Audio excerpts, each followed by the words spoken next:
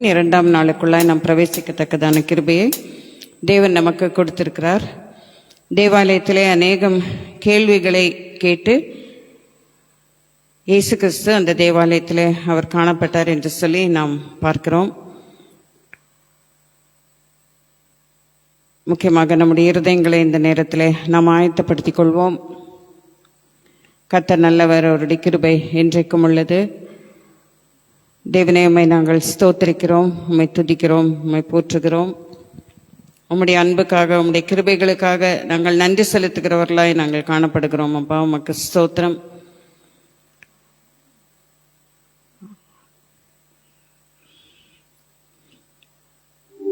தகப்பனே, எங்களை தாழ்த்தி உம்முடைய கரத்திலே ஒப்புக் கொடுக்கிறோம் என்று சொல்லி முற்றிலுமாய் நம்மை தாழ்த்தி அவருடைய சமூகத்திலே நாம் ஒப்புக் கொடுப்போம். நம்முடைய இயேசு கிறிஸ்து மாறாதவராய் அவர் காணப்படுகிறார். நாம் பாவியாக இருக்கையிலே நம்முடைய பாவங்களை நீக்குவதற்காக அவர் சிலுவையிலே அவர் மரித்து நம்மை அவர் புனிதப்படுத்தின தேவனாக இருக்கிறார். நேற்று நாம் இதை குறித்து தான் நாம் பார்த்தோம். இயேசு ஆலயத்தை புனிதப்படுத்தவும் அதிலிருந்து வணிகர்களையும் விற்பவர்களையும் வெளியேற்றவும் அவர் செய்தார் என்று பார்க்கிறோம். இன்றைக்கு இயேசு உவமைகளை கற்பித்து பரிசேயர்களின் கேள்விகளுக்கு பதிலளித்து தன் மரணத்தை முன்னறிவிக்கிறார் என்று சொல்லி நாம் பார்க்கிறோம். ஆகவே இந்த நேரத்திலே கூட நாம் நம்முடைய தேவாதி தேவனை நாம் புகழ்ந்து பாடுவோம்.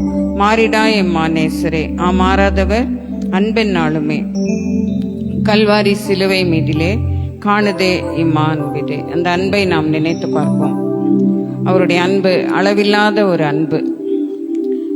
எந்த விதமான நிபந்தனைகளும் இல்லாத அன்பு. நாம் பாவிகளாய் இருக்கையிலே அவர் அன்பாய் நம்மை தேடி வந்த தேவனாய் காணப்படுகிறார். நீசன் என்று நம்மை தள்ளாமல் நேசனாக மாற்றிட அவர் அந்த கோலம் எடுத்தார் என்று சொல்லி பார்க்கிறோம். ஆகவே இந்த பாடலை நாம் பாடி நம்முடைய தேவனை நாம் ஆராதிப்போம். மாறிடாய் மானேஸ்வரி, மாறாதவர் அன்பின் நாளுமே.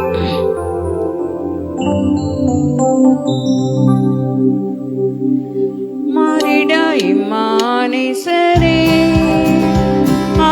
மாறாதவர் அன்பின் நாளுமே, கல்வாரி சிலுவை மீதிலே காணுதே மாண்பிதே. இயேசுவின் மகன் விதே, அதினாலும் இதற்கின ஏதும் வேறில்லையே.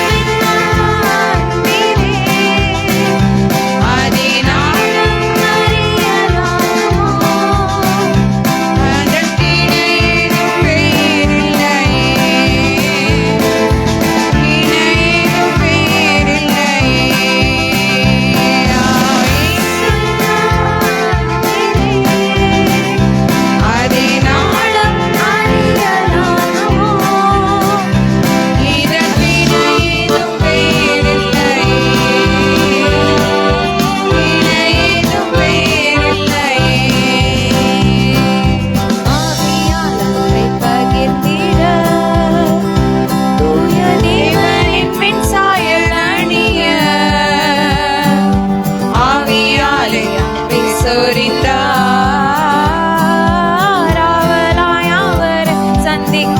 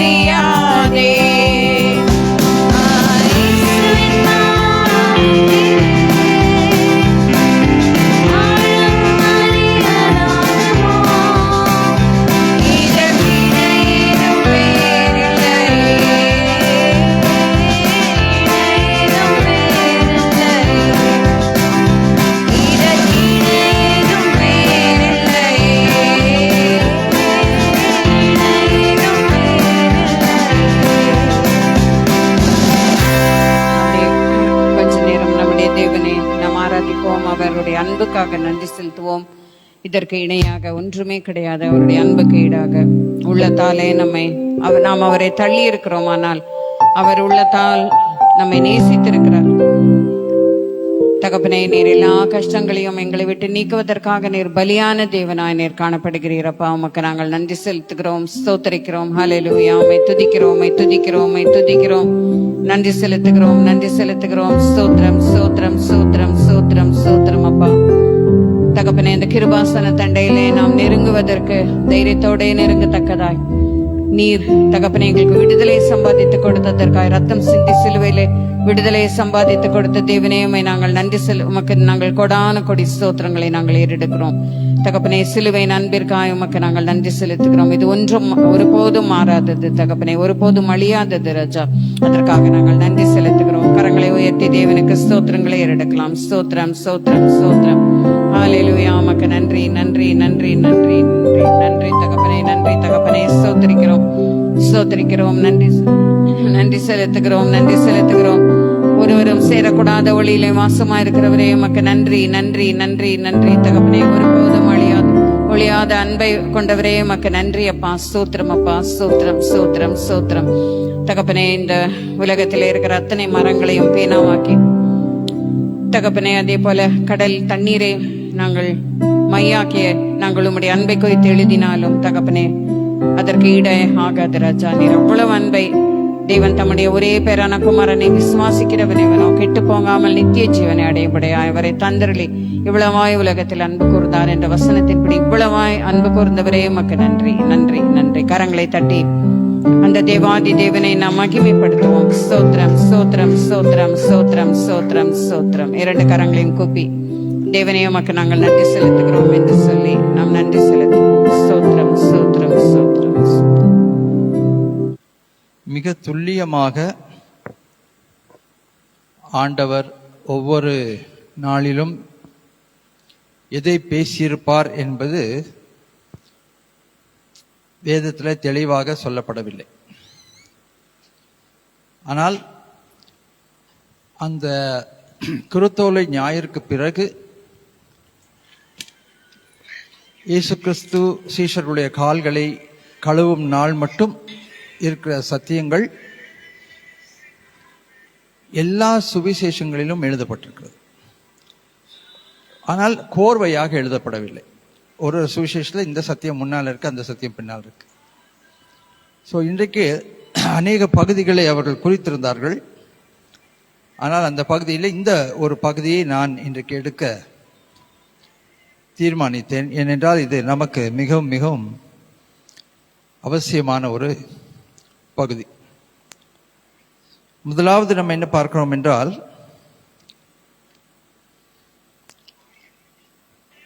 யார் தன்னை காட்டிக் கொடுப்பான் என்ற அந்த கேள்வியை ஆண்டவர் அவர்களுக்கு முன்பாக வைக்கிறார். ஆவியிலே அவர் கலங்கினார். உங்களில் ஒருவன் என்னை காட்டிக் கொடுப்பான் என்று மெய்யாகவே மெய்யாகவே உங்களுக்கு சொல்கிறேன் என்று சாட்சியாக சொன்னார். 21வது வசனம். ஆவியிலே இயேசு கலங்கினார். கூடவே இருந்தவர்களில் ஒருவர் காட்டிக் கொடுப்பார் என்று அவர் மெய்யாகவே மெய்யாகவே சாட்சி கொடுக்கிறதை நாம் பார்க்க முடிகிறது. அப்பொழுது யாரை குறித்து பேசுகிறாரோ என்று சீஷர்கள் ஐயப்பட்டு ஒருவரை ஒருவர் நோக்கி பார்த்தார்கள். 12 சீஷர்களும் ஒன்னா இருக்காங்க. உங்களில் ஒருவன் அப்படின்னு சொன்னா எப்படி இருந்திருக்கும் யோசிச்சு பாருங்க அந்த சூழ்நிலையில். அப்போ யார் அவரை காட்டிக் கொடுக்க எந்த ஒரு முகாந்திரமும் ஆயத்தமும் இல்லாமல் இருக்கிறார்களோ அவர்கள் உடனே கலங்கி ஐயப்பட்டு மற்றவர்களை அவர்கள் பார்க்கிறார்கள். யார் இருப்பா? ஒரு குருவை காட்டிக் கொடுக்கிற ஒரு சீடன் அந்த சீடர்களுடைய வரிசையிலே இருக்கிறார். நீங்க இதெல்லாம் கொஞ்சம் அப்படியே மனசுல இமேஜின் பண்ணி பார்க்கணும், பிக்சரைஸ் பண்ணி பார்க்கணும், படமா பார்க்கணும். இப்படி நடந்து கொண்டிருந்தா எப்படி இருக்கும்? ஒரு கலக்கம், ஒரு பயம், திடீரென்று யாரா இருக்கும்? அப்போ இயேசுவுக்கு அன்பானவனாய் இருந்த ஒருவன், யார் அது? யோவான். இயேசுவின் மார்பிலே சாய்ந்து கொண்டிருந்தான். அந்த நேரத்தில் இயேசுவுக்கு பிரியமா இருந்த அந்த சீஷன் உரிமையோடு கூட இயேசுவின் மார்பிலே சாய்ந்து, ஆச்சரியமா இருக்குது உண்மையாவே. நான் அதை ஏற்கனவே உங்களோடு பகிர்ந்து கொண்டிருக்கிறேன். இயேசுவுக்கு அவர் ரொம்ப க்ளோஸா இருந்தாருன்னா அதுக்கு நிறைய காரணங்கள் இருந்தது. அவர் ஒரு உறவினராகவும் இருந்தார் இயேசுவுக்கு. சின்ன வயசுல இருந்து அவங்க ஒன்னா வளர்ந்துருப்பாங்க. பாசம், அந்த அன்பு பாசம் எல்லாம் இருந்திருக்கும். அதனால உரிமையோடு அவர் சாய்ந்து கொண்டிருக்கிறார். இப்போ இன்னைக்கு நம்ம 3 பேரை பார்க்க போகிறோம். இன்னைக்கு நம்ம எடுத்திருக்க பேசேஜ் வந்து யோவான் 13வது அதிகாரம் 21வது வசனத்திலிருந்து நம்ம வாசித்து கொண்டிருக்கிறோம். யோவான் 13வது அதிகாரம் 21வது வசனத்திலிருந்து.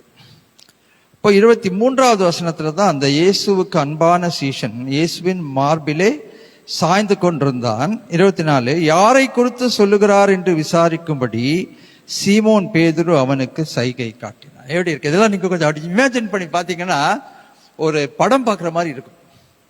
ஓகே, அங்க கூட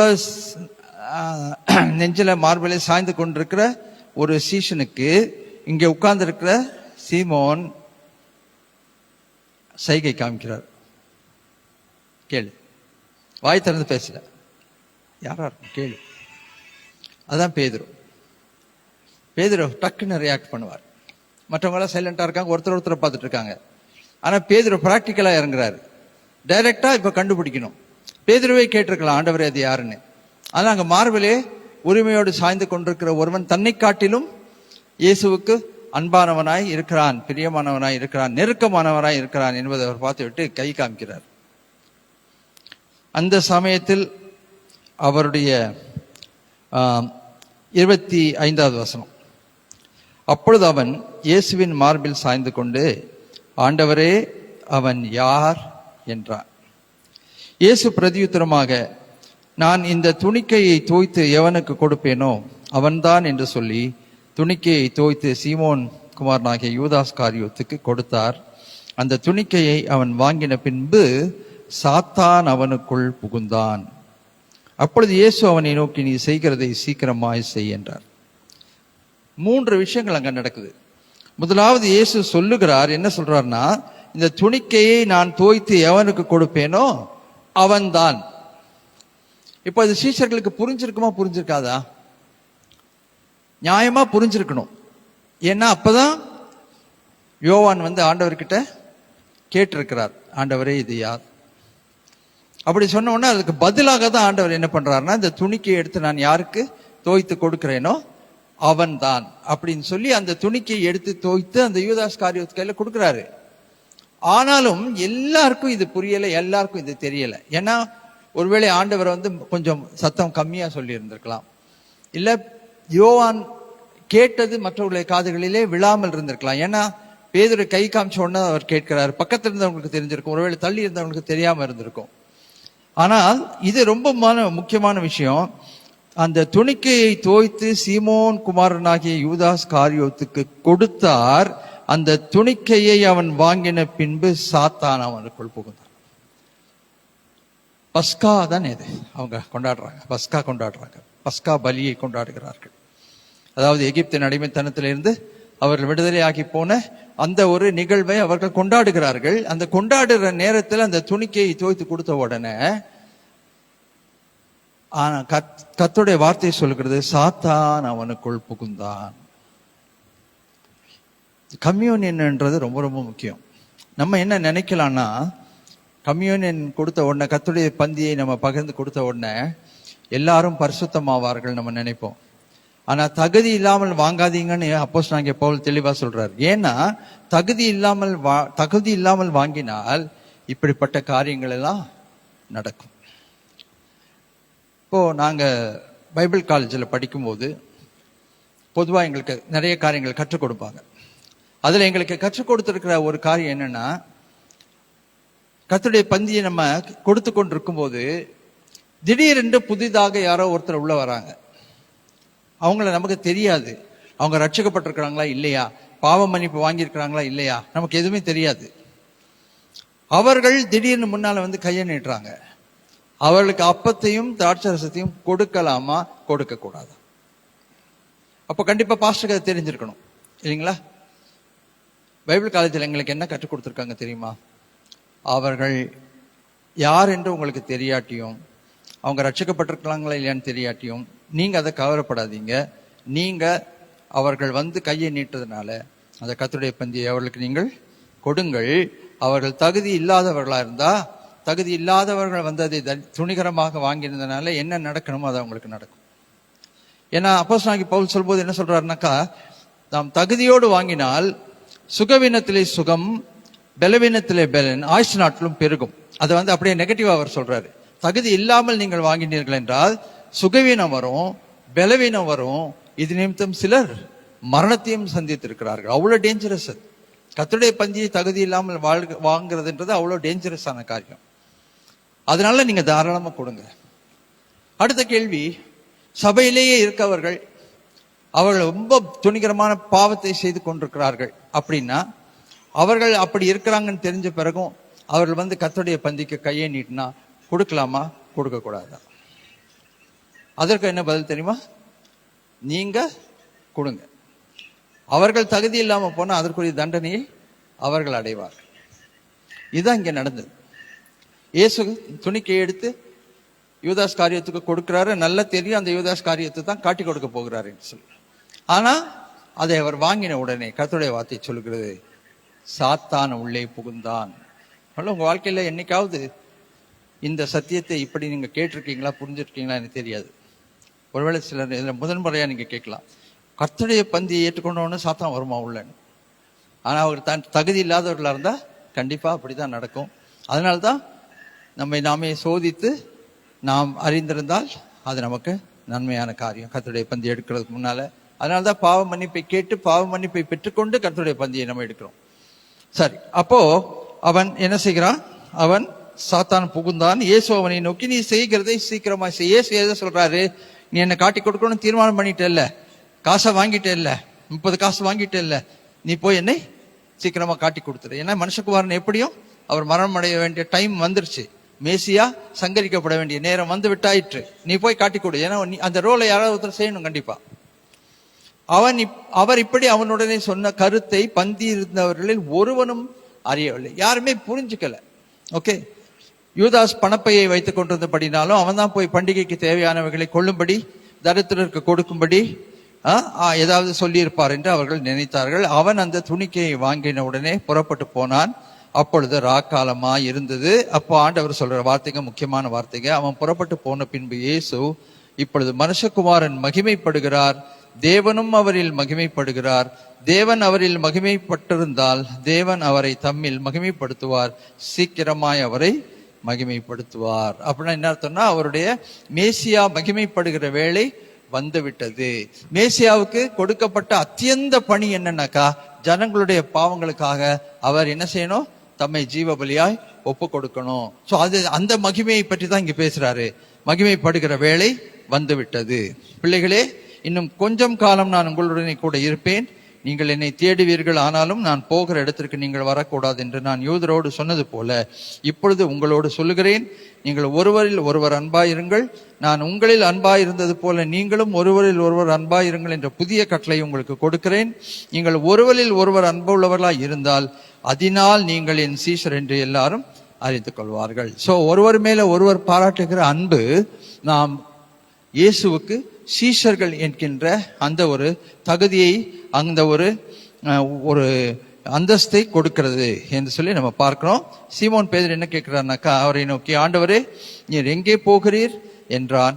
இயேசு தாம் பிரதியுத்தரமாக, நான் போகிற இடத்திற்கு இப்பொழுது நீ என் பின்னே வரக்கூடாது, பிற்பாடு என் பின்னே வருவாய் என்றார். பேதுரு அவரை நோக்கி, ஆண்டவரே நான் இப்பொழுது உமக்கு பின்னே ஏன் வரக்கூடாது, உமக்காக என் ஜீவனையும் கொடுப்பேன் என்றான். இயேசு அவனுக்கு பிரதியுத்தரமாக, எனக்காக உன் ஜீவனை கொடுப்பாயோ, சேவல் கூவுவதற்கு முன்னே நீ என்னை 3 தரம் மறுதலிப்பாய் என்று மெய்யாகவே மெய்யாகவே உனக்கு சொல்லுகிறேன் என்றார். சோ முதல் ஷாக்கு யூதாசுக்கு வந்த வார்த்தை, யூதாஸ் எழுந்து போறான், சாத்தான் உள்ள நுழைஞ்சாச்சு. இப்போ ரெண்டாவது, பேதுரு எங்கே போகிறீர் கேட்கிற. பேதுரு ஒருத்தர் தான் பேசுறாரு, வேற யாரும் பேசல. அப்ப பேதுரு சொல்றாரு, இயேசு சொல்றாரு, நான் போகிற இடத்துக்கு நீ வரக்கூடாது, பிற்பாடு நீ வருவாய்னா சைலண்டா அங்க இருந்திருக்கலாம், அதோட ஓகே ஆண்டவரேன்னு இருந்திருக்கலாம். பேதுரு அவரை நோக்கி, ஆண்டவரே நான் இப்பொழுது உமக்கு பின்னே ஏன் வரக்கூடாது, உமக்காக என் ஜீவனையும் கொடுப்பேன் என்று சொன்னது, அது வைராக்கியமா இல்ல அன்பா இல்ல மற்றவர்கள் முன்னால அவர் பாராட்டின மேன்மையா பெருமையா, இல்ல அதுதான் பேதுருவா, அது உண்மைதானா அப்படின்னு பார்க்கும்போது ஆண்டவர் சொல்லுகிறார், எனக்காக உன் ஜீவனை கொடுப்பாயோ, சேவல் கூவுகிறதற்கு முன்னே நீ என்னை 3 தரம் மறுதலிப்பாய் என்று மெய்யாகவே மெய்யாகவே உனக்கு சொல்லுகிறேன். அது நடந்ததா நடக்கலையா? இயேசு சாமி சொன்னது அப்படியே நடந்தது. அது நடக்கிறதுக்கு முன்னால கூட, மறுதலிக்கிறதுக்கு முன்னால கூட பேதுரு கொஞ்சம் யோசித்து பார்த்திருக்கலாம், ஐயோ அவர் சொன்னாரே நம்ம மறுதலிக்க கூடாதுன்னு. இல்ல, அவர் அந்த சூழ்நிலையில அவர் பயந்து மறுதலித்து விட்டார் என்று சொல்லி நம்ம பார்க்கிறோம். ஸோ இப்போ இங்க இந்த நாளின் தியானத்துல நான் முடிவுல சொல்ல வேண்டியது என்னன்னா, 3 பேரை இங்க நம்ம பார்க்கிறோம். 3 பேர். ஒன்று, இயேசுவின் மார்பிலே சாய்ந்து கொண்டிருந்த இயேசுவுக்கு பிரியமான ஒரு சீஷன். அந்த அளவுக்கு உரிமை, இயேசுவின் மார்பிலே சாய்ந்து கொண்டிருக்கிற அவரும் ஒரு கேள்வி கேட்கிறாரு. அவரும் கேட்கிறாரு, யார் அது அப்படின்றத கேட்கிறாரு. அவர் கேட்டது கேள்விதான். ஆனா அந்த கேள்விக்கு என்ன பதில் கிடைத்தது என்றால், இந்த துணிக்கை எடுத்து துவைத்து கொடுப்பேன் எவனுக்கோ அவன் தான் அப்படின்னு. 2வது பேதுருவும் வைராக்கியமா அவர்கிட்ட ஒரு கேள்வியை கேட்கிறார். பேதுருவும் என்ன பண்றாருனாக்கா, ஏன் வரக்கூடாது, நான் உமக்காக ஜீவனையும் கொடுப்பேன் அப்படின்னு. அப்போ ஆண்டவர் சொல்றாரு, ஜீவனை கொடுப்பாயா, பார்க்கலாம்ப்பா, நீ சேவல் கூக்குறதுக்கு முன்னால 3 தடவை என்ன மறுதலிக்க போறியே அப்படின்னு சொல்றாரு. நடந்தது, அந்த காரியம் அப்படியே தான் நடந்தது. இப்போ இந்த 3 பேரையும், யூதாஸ் காரியத்தையும் சரி, பேதுருவையும் சரி, யோவானையும் சரி வச்சு அந்த இடத்துல இப்ப இந்த செய்தியில நான் உங்களோட பகிர்ந்து கொள்றது என்னன்னாக்கா, உங்களை வைத்து பாரு, உங்களை அந்த இடத்துல வச்சு பாருங்க. யோவான் சீஷன், இயேசுவின் மார்பிலே சாய்ந்து கொள்ள உரிமை பெற்றவன், அவ்வளவு அன்புள்ளவன், அவரும் அதை ஏற்றுக்கொள்கிறார்.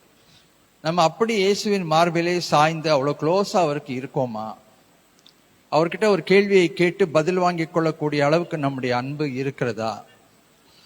யோவானை போல நாம் ஆண்டவரோடு ஐக்கியம் வைத்திருக்கிறோமா? ஆண்டவருக்கு நமக்கு நடுவில் எவ்வளவு ஐக்கியம் இருக்கிறது?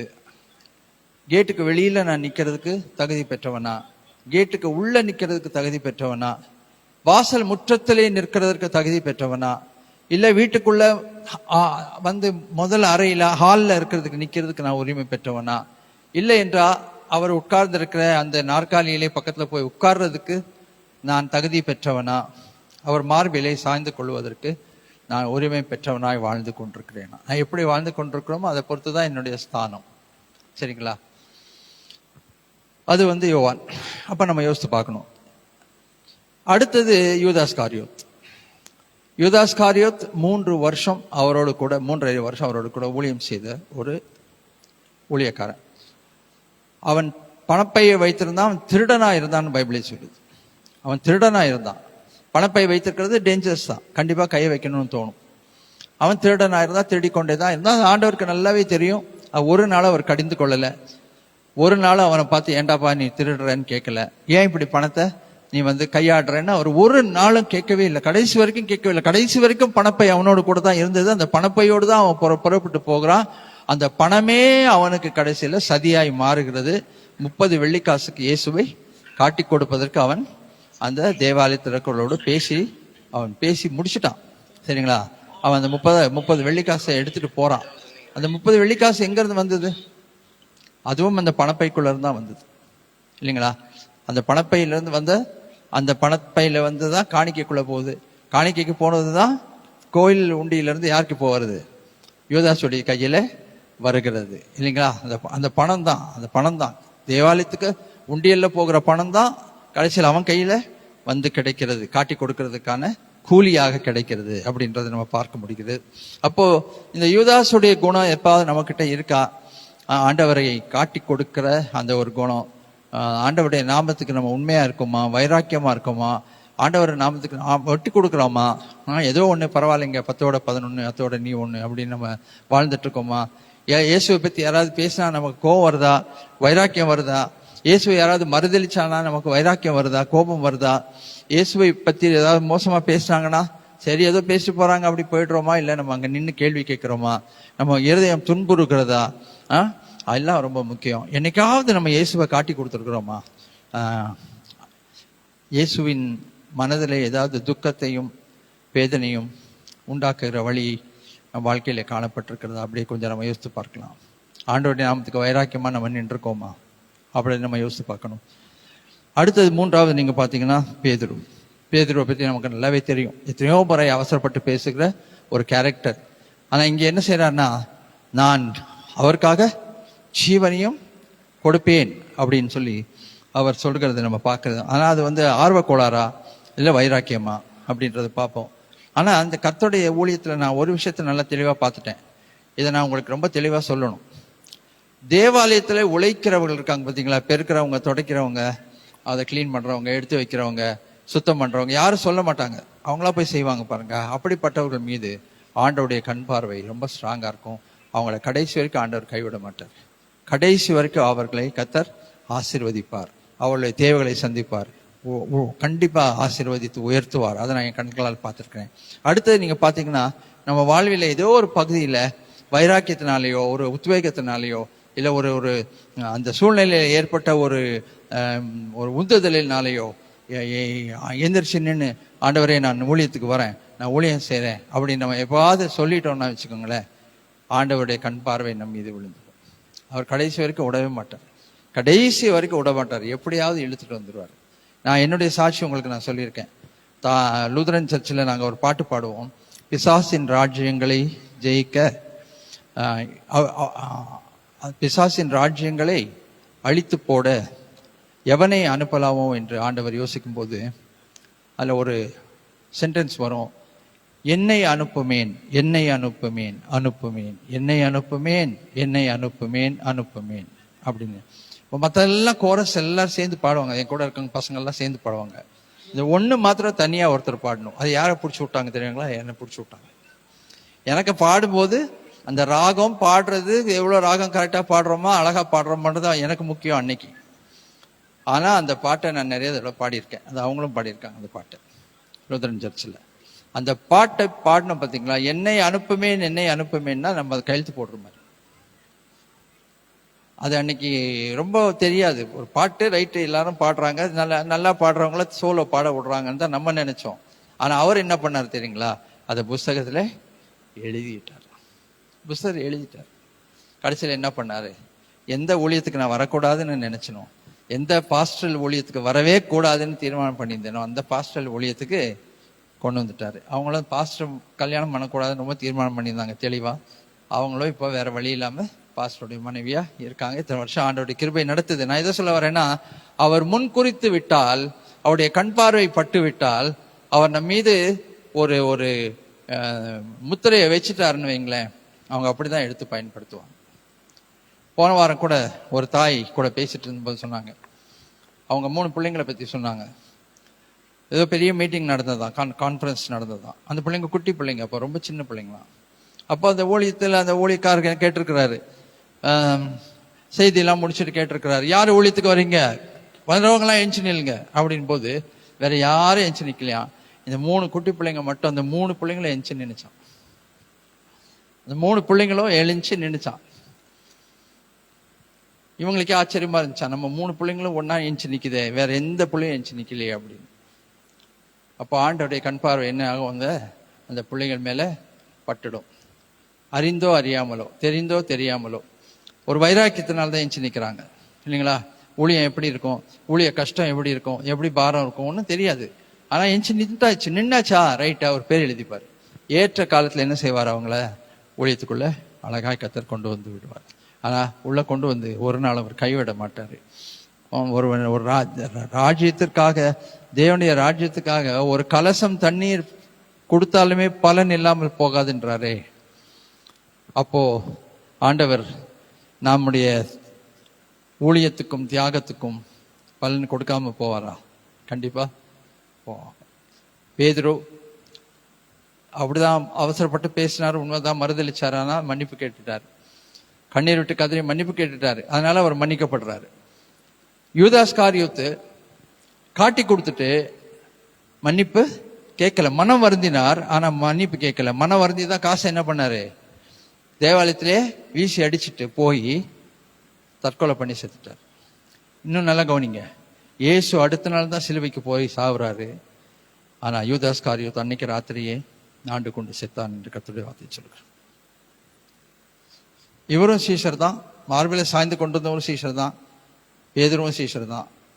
ஆனால் இயேசுவை காட்டி கொடுத்ததுனால, யூதாஸ் காரியோத்துடைய வாழ்க்கை சாத்தான் உள்ளே புகுந்து பண்ணதுனால, யூதாஸ் காரியத்துடைய வாழ்க்கை ஆண்டவருடைய வாழ்க்கைக்கு முன்னாலேயே முடிந்து போகிறது. அருமையான தேவஜனமே, கத்தர் என்ன பேசினார் உங்க கூட எனக்கு தெரியாது. ஆனா இந்த செய்தியை கத்தர் எனக்கு இன்றைக்கு கொடுத்தார். யோவானை யோசித்து பாருங்க, நம்ம யோசித்து பாருங்க. யூதாசை யோசித்து பாருங்க, நம்ம யோசித்து பாருங்க. பேதுருவை யோசித்து பாருங்க, உங்களை யோசித்து பாருங்க, நான் என்ன யோசித்து பார்க்கிறேன்.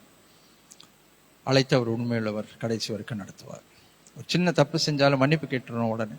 ஆண்டவரே மன்னிச்சிருங்க, பாவ மன்னிப்பை வாங்கிடணும். அதுதான் ரகசியம். பாவ மன்னிப்பை வாங்கி நம்ம அப்பப்போ சுத்திகரிச்சுக்கணும். முற்றும் முழுகினவன் கால்களை மட்டும் கழுவினால் போதும். இதை வியாழக்கிழமை கழுவ போறோம். அருமையான தேவஜனமே, இன்றைக்கு தேவன் உங்களோட என்ன பேசினாலும் எனக்கு தெரியாது. ஆனா ஆண்டவர் என்ன பேசியிருந்தாலும் ஆண்டவருக்கான ஒரு வைராக்கியம் பாருங்க. இங்க வந்து உட்கார்ந்துருக்கீங்களே, இது ஒரு வைராக்கியம் தானே. இதோ எத்தனையோ பேர் வரல, எத்தனையோ பேருக்கு நேரம் இருக்கு, வாய்ப்பு இருக்கு, வசதி இருக்கு இல்லைங்களா. இப்போ ஒருவேளை ஈராக்ல விழுந்த குண்டு இங்க விழுந்திருந்ததுன்னா இன்னைக்கு நிறைய பேர் கண்டிப்பா வந்திருப்பாங்க. ஏன்னா அடுத்தது சாவு போறோம்னு தெரிஞ்சா சரி சர்ச்சிலேயே போய் சாவலாம் அப்படின்னு சொல்லி. இல்ல, இங்க நம்ம சமாதானமா இருக்கு, அதனால ரொம்ப பேர் வரல. பரவாயில்ல, இருக்கட்டும், அதை பத்தி கவலை இல்லை. வைராக்கியம் உள்ளவர்களை கத்தர் ஒரு நாளும் ஒரு போட்டார். கடைசியில பேதருக்கு என்ன பண்றாரு தெரியுங்களா? பாதாளத்தின் வாசல்கள் மேற்கொள்ளாதபடி தேவாலயத்துடைய சபையினுடைய சாவிய உன் கையில நான் கொடுக்கிறேன். இந்த கல்லின் மேல் இந்த சபை கட்டப்படும், பாதாளத்தின் வாசல்கள் இதை மேற்கொள்ளாது. ஆமென். இணைந்து சொல்லுவோம். என் ஆத்துமாவே கர்த்தரை ஸ்தோத்திரி, முழு உள்ளமே பரிசுத்த நாமத்தை ஸ்தோத்திரி. என் ஆத்துமாவே கர்த்தரை ஸ்தோத்திரி, அவர் செய்த சகல உபகாரங்களையும் மறவாதே. ஆமீன். நம்முடைய ஆண்டவராகிய இயேசு கிறிஸ்துவின் கிருபை, பிதாவின் அன்பு, பரிசுத்த ஆவியானவருடைய இணை பிரியாத அந்யோன்ய ஐக்கியம் நம் அனைவரோடும், நம்முடைய குடும்பத்தின் பிள்ளைகள் ஒவ்வொருவரோடும், விசேஷமாய் ஆண்டவரே சுகவீனமா இருக்கிற பலவீனமா இருக்கிற பிள்ளைகளோடும் இன்றும் என்றும் நிலைத்திருப்பதாக.